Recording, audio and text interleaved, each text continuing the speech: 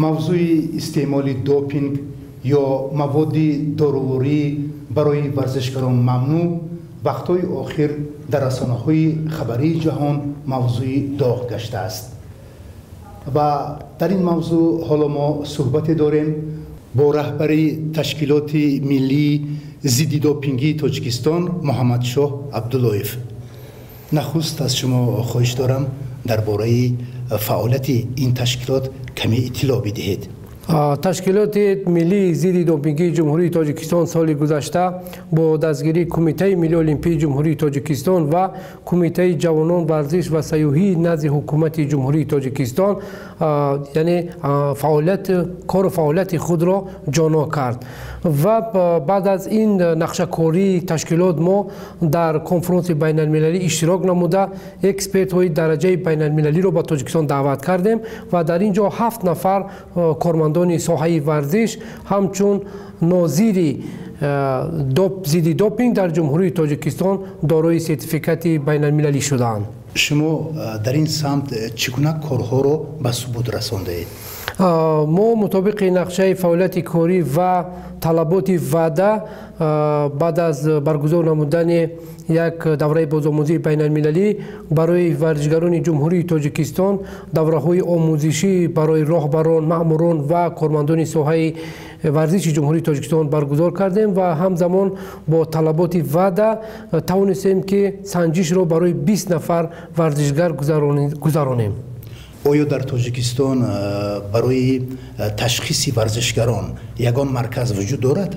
بله، در جمهوری تاجیکستان شهر دوشنبه با دستگیری کمیته ملی المپی جمهوری تاجیکستان مرکز طبی ورزش ساخته به استفاده داده شده است. ورزشکاران میتونند که در این مرکز طریق رایگان از تشخیص گذرند، ولی گفتنی هستم که وقتی که ما از آنها سنجش میگیریم و در اینجا چنین دستگاه‌های پیشرفته یعنی زمانوی وجود ندارد و ما امکانیت معین کردن دوپینگ را نداریم.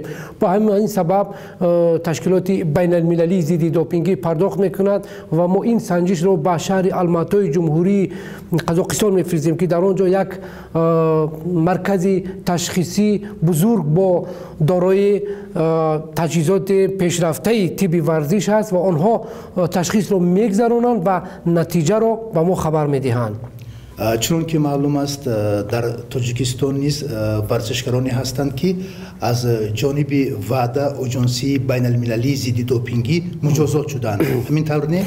بله، یکی از ورزشکاران معروف جمهوری تاجیکستان در کشتی آزاد چون که در بازی‌های آسیایی سال 2014 مقام دوم و در چمپیونات آسیا مقام دوم را اشغال کرد، این زلیم خان یوسفوف میباشد و زلیم خان یوسفوف هنگام استفاده مواد ضررآور که در روی خط موادهای منع شده وارد کرده شد به دست افتاد و بعد از این وعده فدراسیون گشتین جمهوری تاجیکستان با مبلغ جریمه بسته شد و همزمان خود ورزشکار به مدت 4 سال تحریم کرده شد. حالا در رسانه‌های خبری جهان بسیار موادهای به طب میرسند که در آنجا ورزشکاران کشورهای بزرگ به مثل روسیه، انگلستان و غیره از روی استعمال دوپینگ آنها از جانب وعده اجنسی بین المللی ضد دوپینگی مجازات شدند. آیا این انگیزه سیاسی دارد؟ قانون و قاعده های قبول شده کودکس بین المللی یعنی تشکیلات ضد دوپینگی بین المللی قبول شده است و به مهلت معین به همه فدراسیون های ملی، کمیته های المپی و فدراسیون های بین المللی سر وقت خبر دادند و وظیفه اساسی راهبران ورزش این است که ما باید این را سر وقت به همه ورزشکاران خبر دهیم و همزمان ما به خاطر پیشگیری باید فعالیت کنیم. من فکر میکنم که ورزشکاران باید از استفاده این موادهای ضررآور دستکشی کنند. وقتی که ورزشکاری که از این مواد ضررآور منع شده استفاده میگیرد و یک قوه توانبخش میگیرد و سرعت خود را بلند میکند، من فکر میکنم این بازی بی‌عدالتانه به حساب میرود. محترم محمد شاه عبداللهیف، تشکر برای صحبت. سلامت باشید.